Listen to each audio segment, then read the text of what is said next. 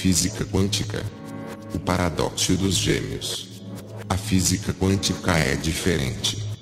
Sendo a física desse minúsculo micromundo dentro dos átomos, ela descreve o funcionamento interno de tudo que vemos e ao menos fisicamente somos.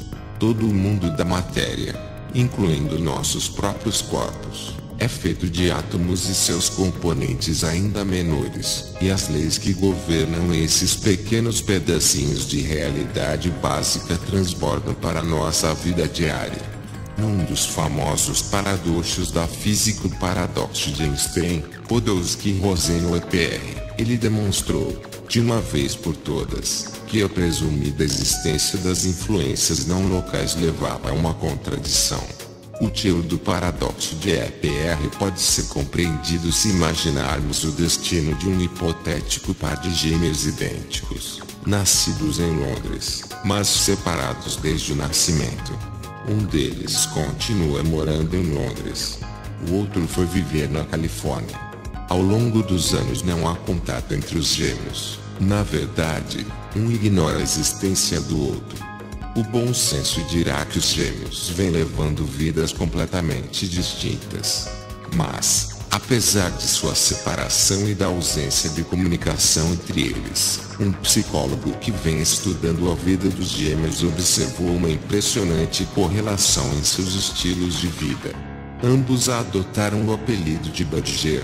Ambos trabalham como advogados no escritório de um procurador da prefeitura. Ambos se vestem quase exclusivamente em tons de marrom e ambos casaram-se com loiras de nome Jane na idade de 24 anos.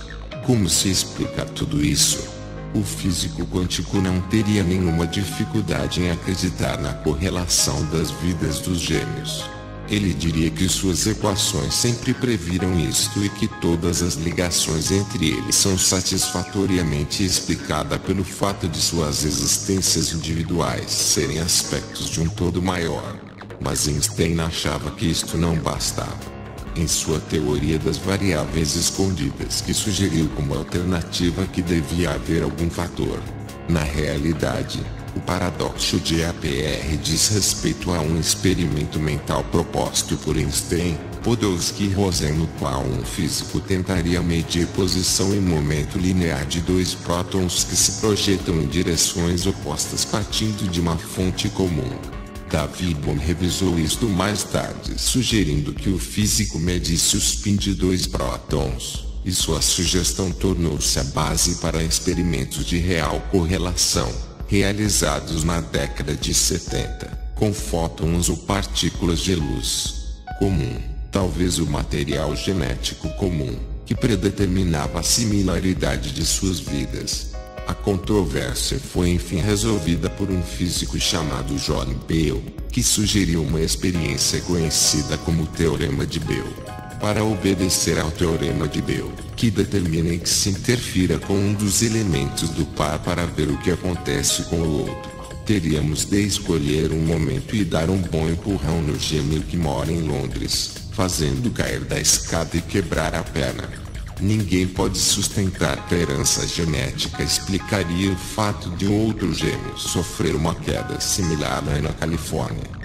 Portanto, se o gêmeo da Califórnia continuar são e salvo enquanto sua contrapartida londrina sofre o acidente, então a teoria quântica está errada e Einstein certo. Porém, se o gêmeo da Califórnia cair, Einstein está errado e a teoria quântica correta. Na verdade, o que ocorre é que, quando o gêmeo londrino leva o empurrão, o da Califórnia também cai exatamente da mesma forma, no mesmo momento e também quebra a perna, embora ninguém tenha lhe dado um empurrão. Todos os aspectos de suas vidas são inseparáveis. No nível subatômico, tais experimentos de correlação foram realizados muitas vezes usando-se pares de fótons correlatos. As influências não locais que unem seus estilos de vida foram provadas muitas e muitas vezes. Os padrões de comportamento dos fótons são tão extraordinariamente ligados mesmo através de qualquer separação espacial, poderia ser uns poucos centímetros ou todo o universo, que parece não haver nenhuma distância entre eles. Experiências similares foram realizadas para provar os mesmos efeitos espantosos de correlação no tempo. Eles conseguem vencer o tempo numa espécie de dança sincronizada que desafia toda a nossa imaginação tão atrelada ao bom senso. Imagine, por exemplo, o caso de dois barqueiros que transportem mercadorias de um lado para outro do rio, cada qual com seu barco. O barqueiro A com um barco, o barqueiro B com outro. Quando há muito movimento de mercadorias, ambos trabalham em período integral, mas nos períodos de movimento fraco decidem trabalhar em turnos. O barqueiro A trabalha de manhã e o barqueiro B tarde. Nos períodos de muito movimento, quando os dois trabalham o dia todo, escolhem arbitrariamente o barco que irão usar, sendo que nenhum dos dois considera um dos barcos o seu. Quando passam a trabalhar em turnos, esta arbitrariedade na seleção dos barcos persiste, mas com uma peculiaridade decisiva. Quando o barqueiro A chega para o turno da manhã, escolhe arbitrariamente um dos barcos para usar. Quando o B chega para cumprir o turno da tarde, sempre pega o barco que A não usou pela manhã, embora não tenha meios de saber que barco usou. Assim, embora os dois barqueiros cheguem ao trabalho em horas diferentes durante o dia, continuam a usar os dois barcos como se ambos estivessem presentes. Seus comportamentos estão ligados, apesar da diferença de tempo entre seus turnos, de tal modo que sempre são correlatos. As correlações demonstradas por um experimento com fótons seguindo essa mesma ideia dos barqueiros hipotéticos foram sempre tão exatamente simétricas que não faz sentido dizer que o barqueiro A escolheu certo barco prevendo que B escolheria o outro, ou que B escolheu tal barco por algum conhecimento misterioso de qual barco A escolhera antes. Só se pode afirmar que as correlações mostram que dois eventos podem estar relacionados através do tempo de tal modo que garanta que seu comportamento seja sempre sintonizado, sendo inútil tentar estabelecer um vínculo de causa e efeito. Tal relacionamento sincrônico é a base de todo relacionamento mecânico quântico, o que empresta uma nota bastante moderna à noção grega pré-socrática da unidade do ser. Em que medida existem influências não locais correlatas entre dois corpos ou eventos aparentemente distintos é algo que depende da medida em que um sistema esteja num estado de partícula ou de onda. As partículas comportam-se mais como indivíduos e são menos correlatas. As ondas apresentam um padrão de comportamento correlato mais do tipo grupal. A existência de correlações quânticas não locais abalou o mundo da física e é um dos principais fatores que impossibilitaram os físicos quânticos de dizer o que significa a sua teoria. Será, então, importante nos perguntarmos se o novo conceito de relacionamento alicerçado na não-localidade não nos estará oferecendo uma chave para uma compreensão completamente nova de nós mesmos. Um experimento recente, que parece mostrar que a função de onda é real, está mexendo com a nossa concepção filosófica da realidade. Seguindo o caminho das partículas subatômicas até as entidades cosmológicas, lembre-se da busca pela unificação da mecânica quântica com a relatividade. Uma das possibilidades dentre aquelas que têm sido levadas a sério pelos físicos, está a existência de universos paralelos, ou multiversos. Podemos postular até agora o seguinte: um universo no qual vivemos é apenas um de um número gigantesco de mundos. Alguns são quase idênticos ao nosso, mas a maioria é muito diferente.